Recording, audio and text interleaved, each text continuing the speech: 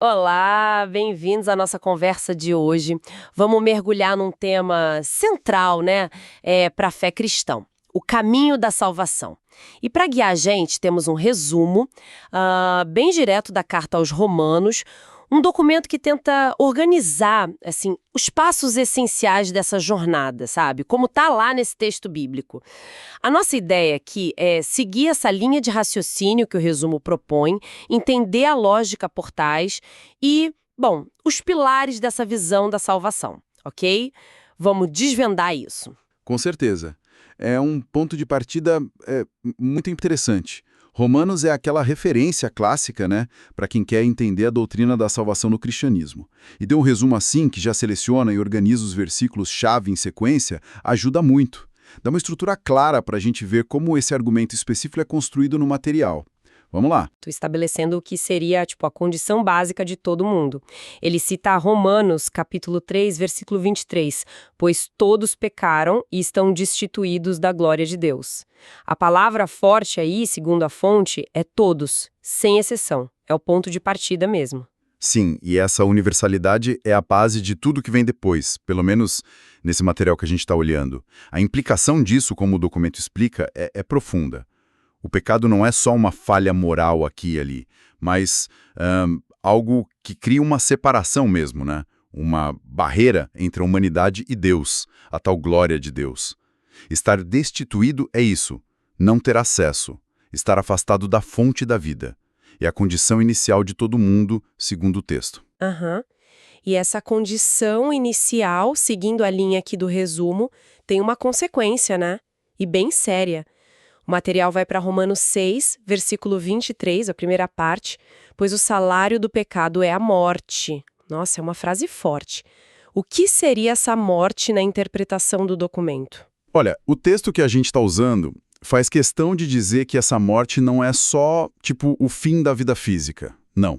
A interpretação que ele traz é que é algo mais profundo, é a separação espiritual de Deus.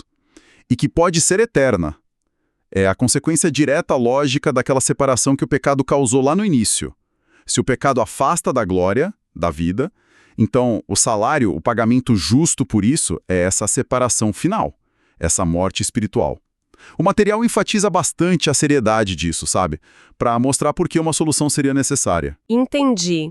Então o cenário é esse, um problema que afeta todo mundo, o pecado, e leva a uma consequência igualmente universal e bem grave, que é essa morte espiritual. Mas, felizmente, a análise não para aí, né? O mesmo versículo que fala da consequência já introduz a solução. Cria um contraste bem forte. Romanos 6, 23 continua. Mas o dom gratuito de Deus é a vida eterna em Cristo Jesus, nosso Senhor. O material dá muito destaque para essa parte, dom gratuito. Muita. Essa expressão é chave na argumentação que o documento apresenta. Chamar a vida eterna de dom gratuito, né, reforça a ideia de que não é algo que se conquista por mérito, por esforço, por fazer coisas certas. As tais obras que a própria Carta aos Romanos discute depois. A visão aqui é que a iniciativa é toda de Deus. Ele oferece a vida. E o jeito, o canal para essa vida chegar até nós é especificamente em Cristo Jesus, nosso Senhor. Então, a salvação aqui é algo para ser recebido, não conquistado. E a fé em Cristo é o meio para receber. Faz todo sentido.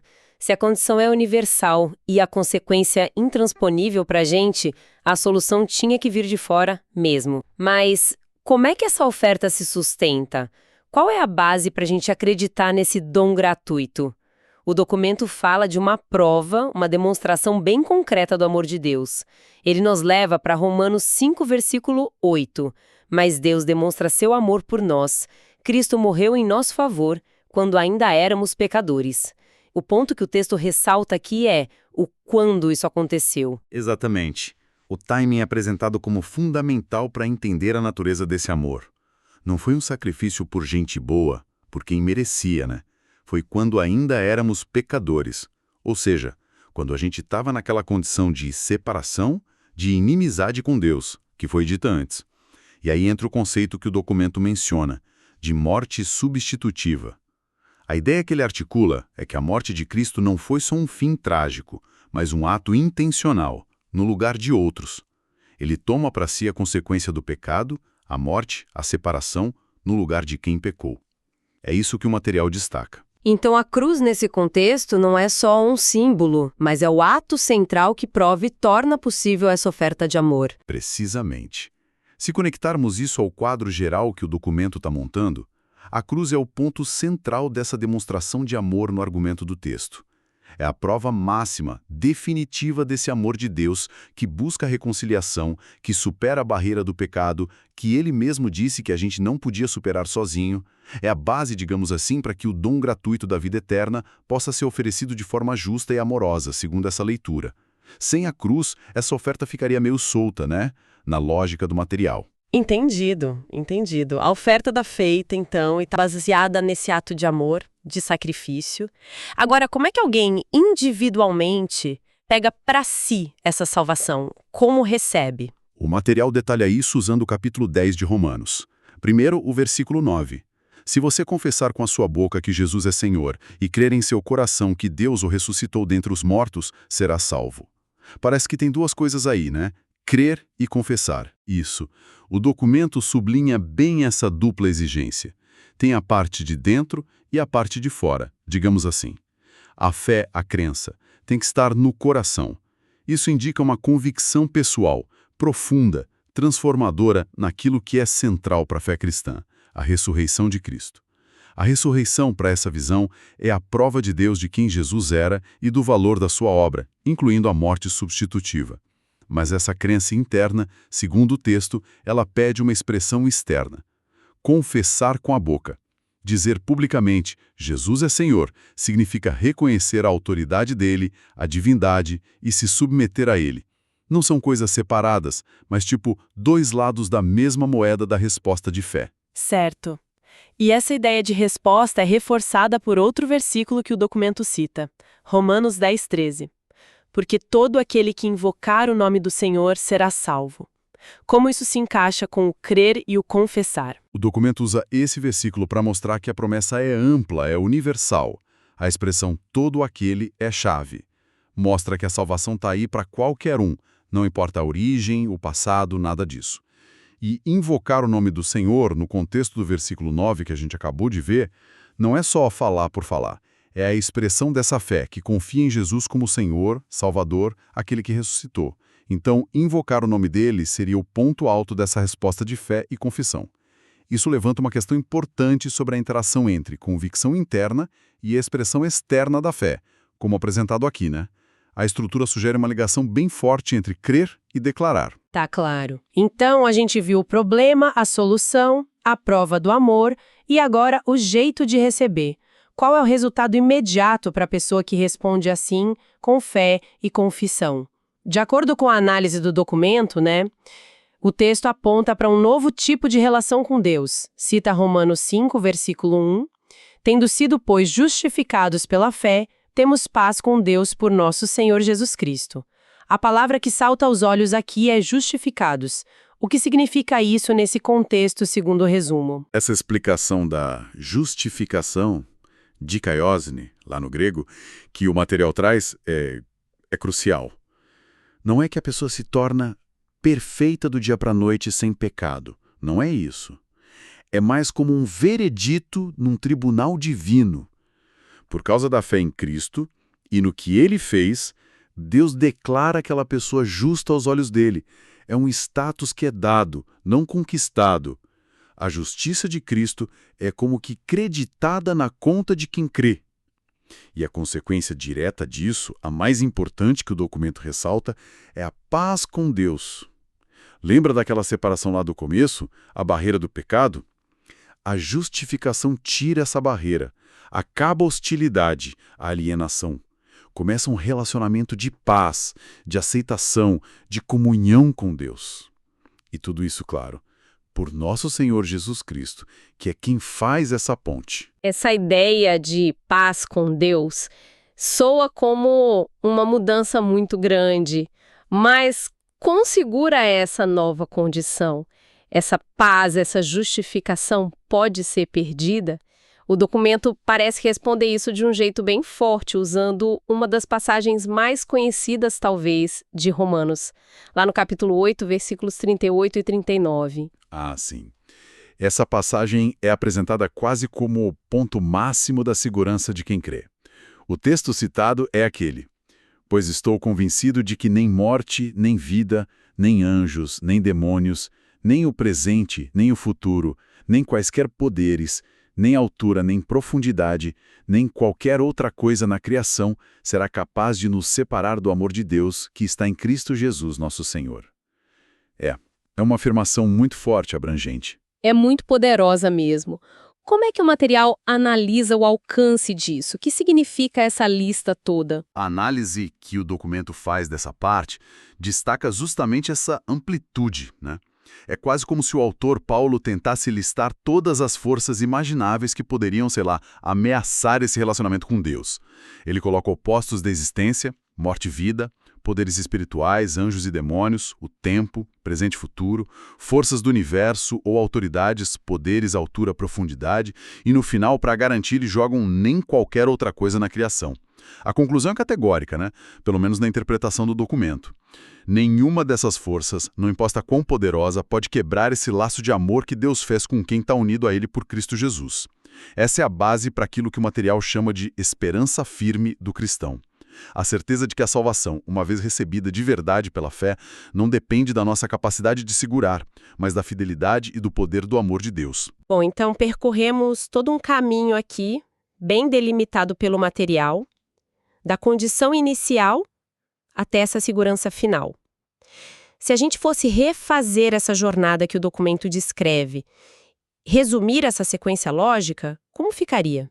Bom, a trajetória que este documento específico traça começa, sem dúvida, com o reconhecimento daquela condição humana universal de Romanos 3:23, todo mundo pecou, está separado da glória de Deus. Isso leva direto para a consequência em Romanos 6:23a. O salário desse pecado é a morte, a separação espiritual. Mas aí vem o ponto de virada, né? Logo em seguida, no mesmo versículo, Romanos 6:23b, vem a solução de Deus. A vida eterna como um dom gratuito em Cristo Jesus. E a base para isso, a prova do amor, está lá em Romanos 5:8, Cristo morreu por nós quando a gente ainda era pecador. Exatamente. Daí o foco vai para a resposta humana. Como é que se pega esse dom?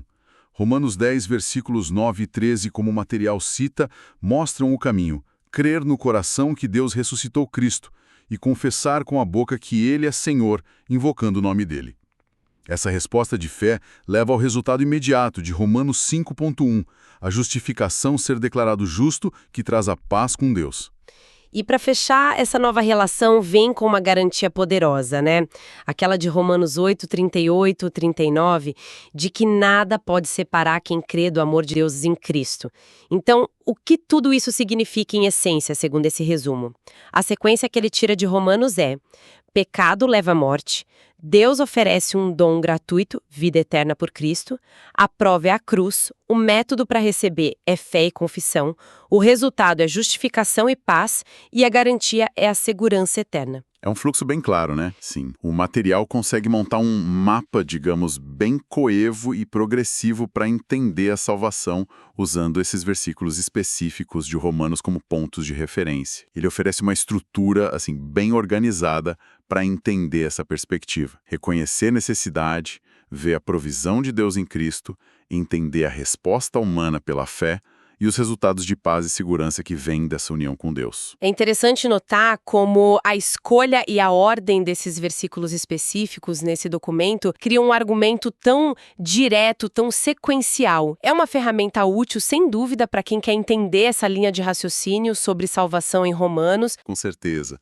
Ele cumpre bem esse papel de apresentar essa visão de forma concisa, focando nos pontos essenciais, né, conforme interpretados a partir dessa seleção de textos e observando essa ênfase forte que o material dá na fé e na confissão como os requisitos para a salvação, citando especialmente Romanos 10:9.